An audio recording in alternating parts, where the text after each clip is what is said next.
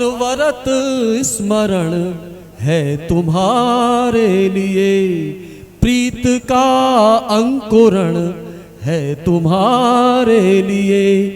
इस हृदय में सदा पावनी धार है, इस हृदय में सदा पावनी धार है।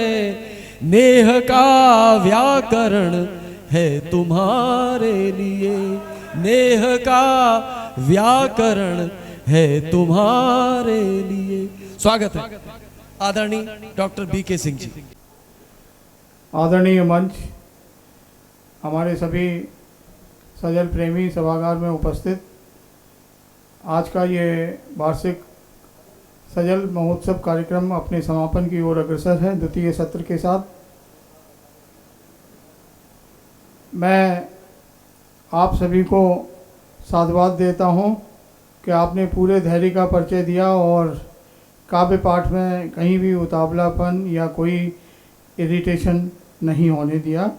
सबसे बड़ी बात यह है कि आपने जो भी रचनाकार सजा पढ़ने आए उन्होंने समय की प्रतिबद्धता को बनाए रखा और लंबी कविताएं और अनावश्यक कविताएं प्रस्तुत करके समय को बर्बाद होने से बचाया, जिसकी वजह से हम सही समय पर अपना कार्यक्रम समाप्त करने की स्थिति में पहुँचे। तो एक बार पुनः आप सभी को साधुवाद, दिल से आपका आभार।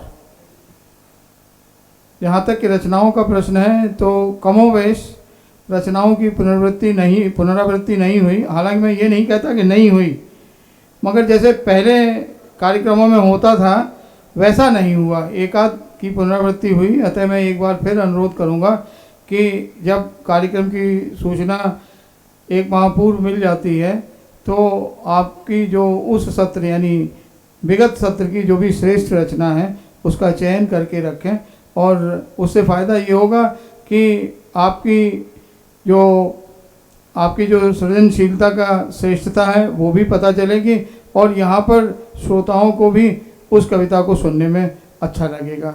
नई चीज़ें आएंगी, नए नए विचार होंगे, नए तरीके होंगे, तो निश्चित रूप से वो जहाँ सजल की श्रेष्ठता स्थापित करेगी वहाँ श्रोताओं को भी मंत्रमुग्ध करेगी।